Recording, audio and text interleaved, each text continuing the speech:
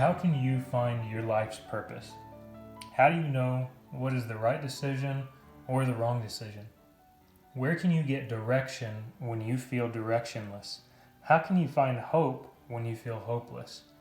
How do you destroy fear when you're anxious? Today we'll help you answer these questions and show you how to read and understand the Bible. We are the Service Church. The Bible says that serving others is the quickest path to transformation and healing. 45 years ago, God gave a man we know principles from the Bible that have transformed tens of thousands of lives. These simple, practical principles and tools set people free from guilt, fear, anxiety, and depression. We are dedicated to sharing these principles and tools throughout the world. Today, we'll show you not only how to read the Bible, but how to apply it and change your life. Before we begin, don't forget to subscribe for more videos like these and to click the like button. By clicking like, you help the YouTube algorithm so that more people will see this video and videos like it, and they'll learn to read the Bible too. Now, on to today's session. We learned most of what we know about reading the Bible from a man who mentored me and my siblings.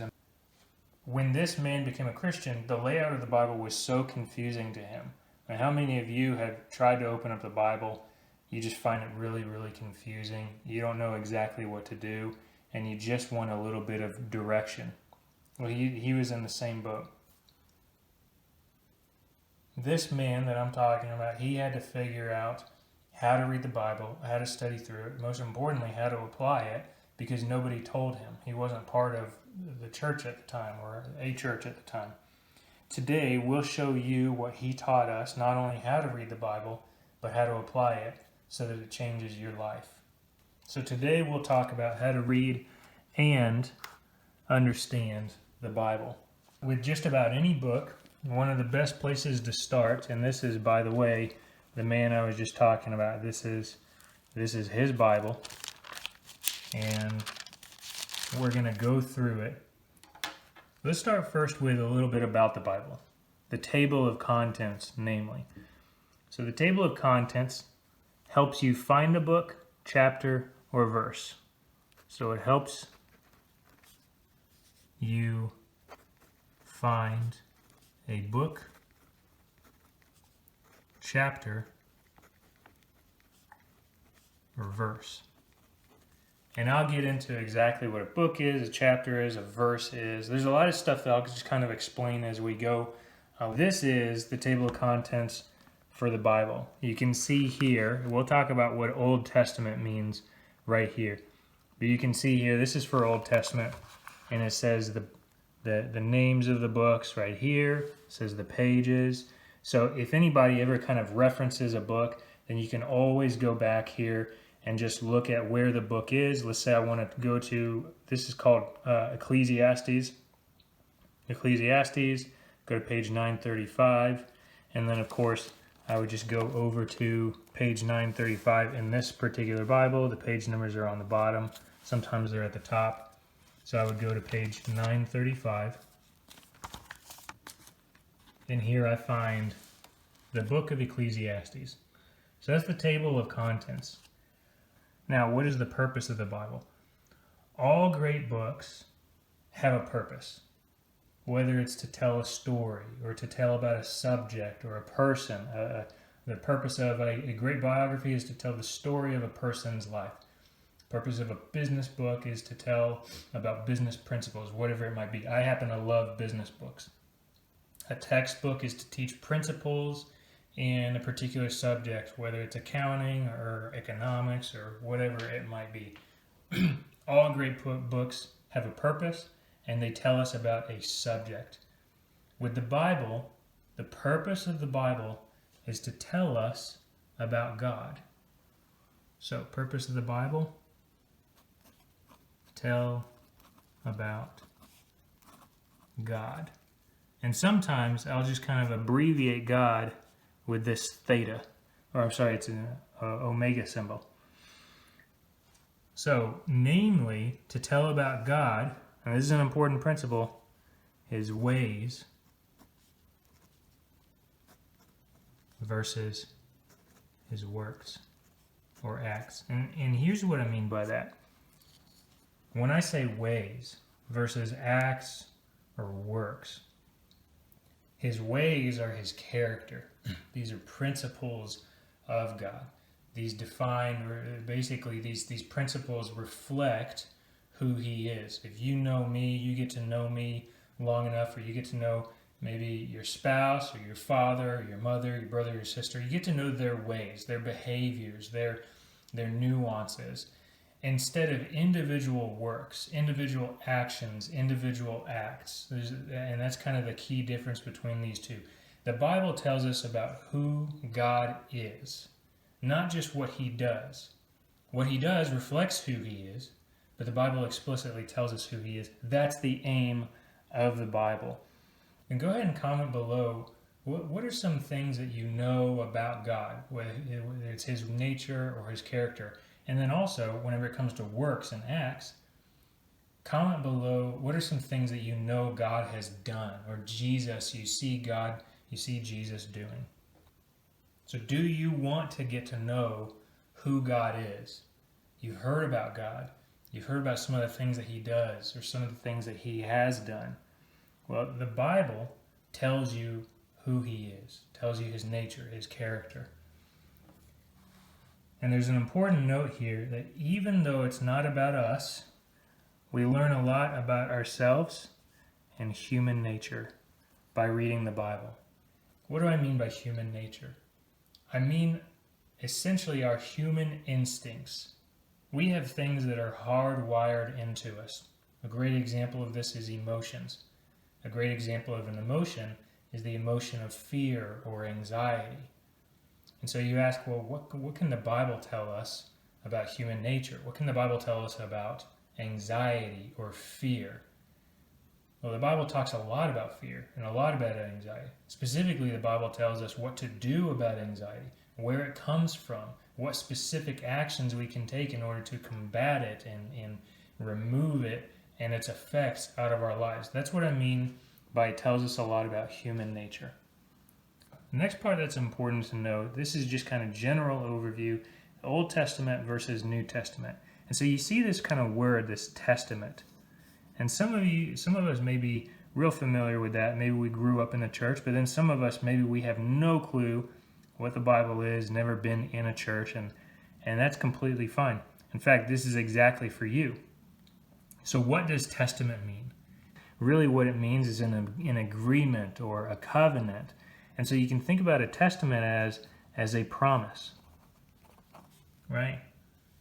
In other words, a testament is, remember that this means God, God's promises and instructions to us. So God's promises and instructions to us. Whenever you see the word testament, then think promises, think instructions. In other words, there should always, everything in the Bible, there should always be some sort of follow-up action, thought, feeling that goes along with it. It's never, the Bible is not meant to be this kind of static document that just sits on the shelf and I read it and it sounds good and then I walk away and I forget it. In fact, we'll talk later about this book named James that says that's the exact opposite of what we should do. And these promises and instructions command action and sometimes depend on action. So we'll come back to that eventually. Now, what's the difference between the Old Testament and the New Testament? This is real simple. This guy named Jesus. That's the difference between the Old Testament and the New Testament. Now, what do I mean by that? All right, Old Testament, I'll just abbreviate it as OT and NT, if that's all right with you. Old Testament is before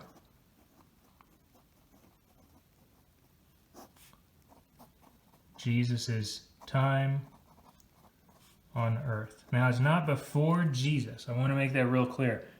Jesus was from the very beginning. In other words, way before you and me, way before the earth was created.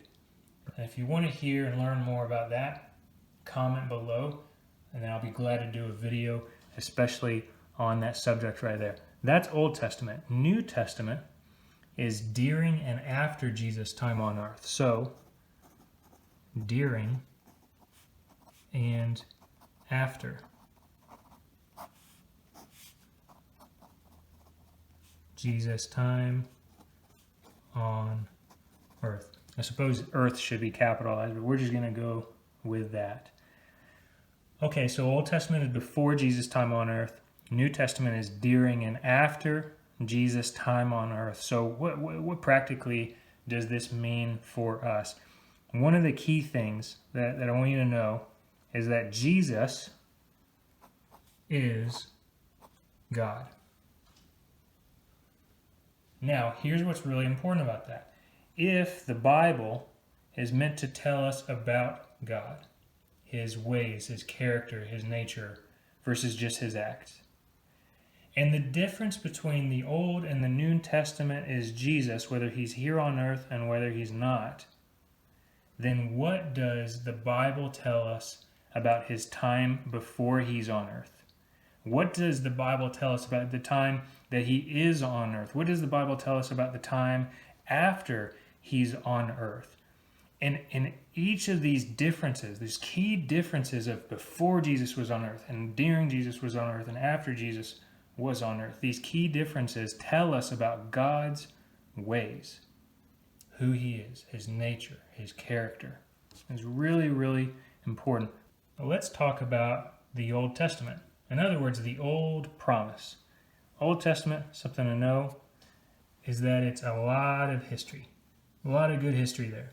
There's some instruction for daily living. So whenever I talk about that the Bible is really practical, tells us how to act and operate, what to do on a daily basis, absolutely tells us how to do that. One of the things that's really important is that it is context. The Old Testament is context. In other words, background.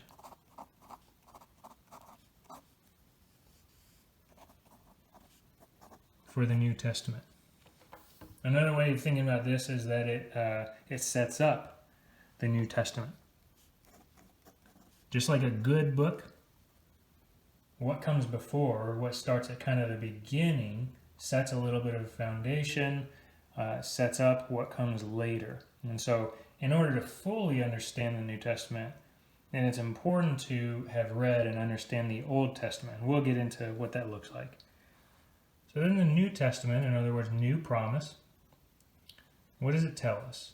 New Testament tells us about Jesus.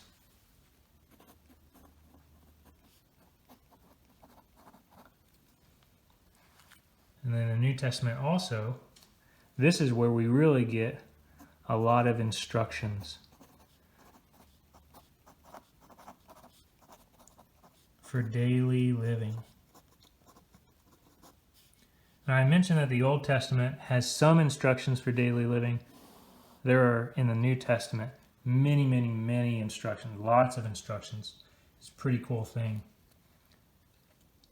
So that's kind of purpose, I guess, of the New Testament. The order of the New Testament, it starts with a biography of Jesus on earth. Then talks about the first few years after Jesus' death. Then really gets into what I'm talking about with these instructions for daily living and the kind of tidbits for understanding the new promise of God. And then it ends with this final big promise. All right, and we won't talk about that today, but if you want to hear more about that, then make some comments below.